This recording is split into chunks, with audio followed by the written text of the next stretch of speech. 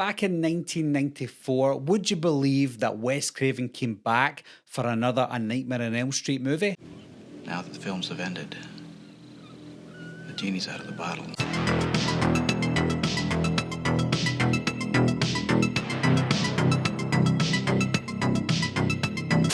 A demonic force chooses Freddy Krueger as its doorway into the real world, targeting actress Heather Langenkamp and her family as she's drawn back to play Nancy one last time. Hi guys, my name's Barry and welcome back to the channel. Today we're going to be looking into Wes Craven's New Nightmare from 1994.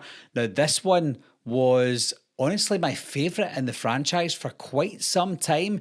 I watched it when I was a teenager, so I was easily influenced at the time, and of course movies like Scream, Halloween H2O and stuff came out, so I was still in that kind of teen slasher phase, and I felt like New Nightmare kind of fit in that. Even though there was no teenagers in this one, I still felt like because it was a Nightmare on Elm Street movie that was predominantly teenagers that were in the movie, I still kind of associated that movie with the rest of the franchise. Of course, the meta vibe in this one was something that I couldn't get my head around when I was younger. I was only like 12 or 13 when I watched it for the first time. So understanding that I was watching actors in the movie with other actors playing characters, it was hard to get my head around, and it's still hard to explain today because you've got an actor like Miko Hughes, for example.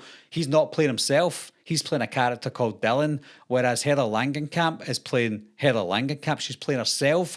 But if you look at it as Heather Langenkamp is playing Heather Langenkamp, then maybe you could understand that a little bit more. That's why it's so meta, and that's why Wes Craven is one of the best. After Freddy's dead, I felt like the only way was up for the Nightmare on Elm Street franchise, and then obviously to add in Heather Langenkamp again coming back, then that's only a bonus. But then you're looking at Wes Craven. Who would have thought that Wes Craven was going to come back to direct another A Nightmare on Elm Street movie? You wouldn't believe it. Even if you look at John Carpenter, for example, that would be the equivalent of John Carpenter coming back to direct Halloween H2O in 1998. Of course, he didn't, but that would be the equivalent for the Halloween franchise to have the original director and creator come back to direct a movie set 20 odd years later, whereas in this instance it's only 10 years, but you get my drift. I just love the DNA, or the early DNA of the Scream franchise shown in New Nightmare. You've obviously got the look and the aesthetic of New Nightmare that's quite similar to Scream, but you've obviously got that meta moment where he's testing the waters, Wes Craven, he's testing the waters with this meta idea. Of course, the characters in Scream are just characters and not actors playing characters, or the other way around, but that he's testing the waters, that you're watching the movie from a completely different angle, something that we hadn't seen before. I loved Freddy Krueger's redesign. Of course, they could do anything with this one because the Freddy Krueger in this movie is a real Freddy Krueger and not the Freddy Krueger from the movies played by Robert Englund.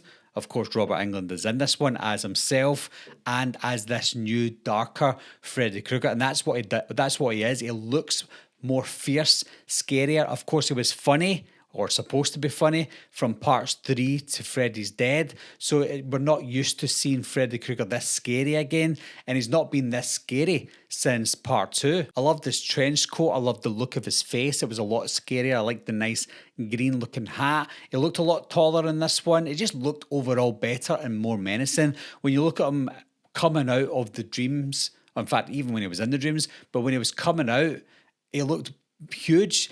One of the examples was when Julie was talking to Dylan at the hospital, and you could see Freddy Krueger just rising behind Julie. So scary and so menacing. Now, I'm going to tell you two things that I didn't like about this film that I thought I maybe did like when I first watched the movie, and that is, first of all, the finale.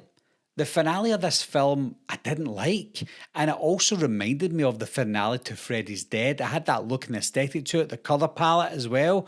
It was all very similar to Freddy's Dead. If you put that finale from Wes Craven's New Nightmare into Freddy's Dead, it wouldn't look out of place. So I just didn't really like the finale. I liked the idea of the finale. It did feel like a dream sequence, etc., but it just felt too similar to the ending to Freddy's Dead. But also the other thing I didn't like about it, and I didn't really hate so it's not as bad as the finale, is that it did take a long time to get into the movie. You're looking at maybe just over an hour into this where things start getting interesting. Now, I like a slow burn in a movie, but I don't know if the slow burn fits Wes Craven's New Nightmare. It can fit, but I just felt like it just wasn't going anywhere anytime soon.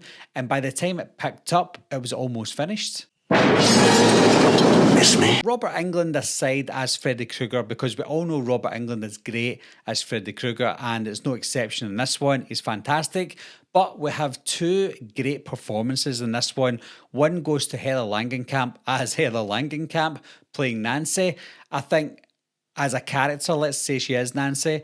As a character, Nancy, this is the best she's ever been. There's more at stake in this one because A, it's in the real world, so real world stakes, and B, she plays a mother now. So she's a mother who's got a lot to lose in this one. She already lost her husband at the beginning of the movie. She doesn't want to lose her son as well. So very strong performance by Heather Langenkamp. The next standout is, of course, Miko Hughes as Dylan, because this boy is like 7 years old when he obviously shot the movie, and he's already became this horror icon in the horror genre because he's obviously in Pet Sematary as well, just as a 2-3-year-old. So we already know who Miko Hughes was at this point. So coming into the Nightmare on Elm Street franchise, some kids lose their touch as they get older.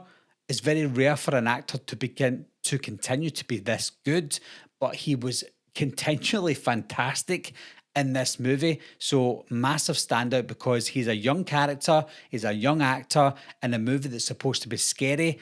I don't know how it didn't traumatize him. Maybe it did traumatize Miko later on in life, but he was brilliant in this movie. Comparing this movie to the previous films, we've already talked about the comedy aspect being completely stripped away, which was great. I didn't want comedy in a movie like this, especially with Wes Craven coming back. But we also got back more mood and atmosphere again.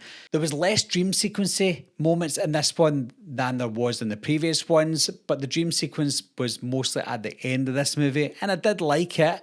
But I think it lends more to the mood and atmosphere in this because it's supposed to be different. You know, so we're not supposed to get the same as we did before because this isn't a movie anymore. This is supposed to be the real world. So that's why I can forgive the movie for that slow burn at the start, because we are building up this dream moment because we're supposed to not bridge the gap between reality and the dream world because the dream world is coming through to the real world. So it's harder to do in this one than it was in the previous movies, but it's something that Wes Craven, being Wes Craven, done great. It's funny because I think the critical consensus has grown for New Nightmare over the years. Some people thought it was good, some people thought it was great, some people didn't like it, but I think over time then it's grown on a lot of people. And I think that's thanks to the Scream franchise, because Scream took what was great about New Nightmare and built upon that with the meta moments.